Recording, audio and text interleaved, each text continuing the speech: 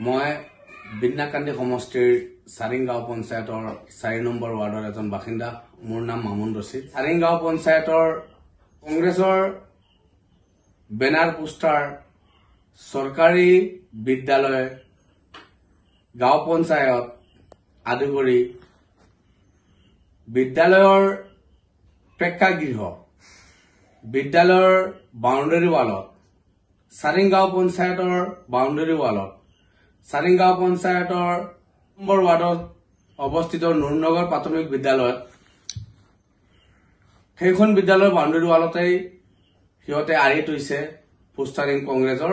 Boundary ৱালত কংগ্ৰেছী প্ৰাৰ্থী এওঁৰ নিজৰ পোষ্টাৰ তাতে লগাই দিছিলে।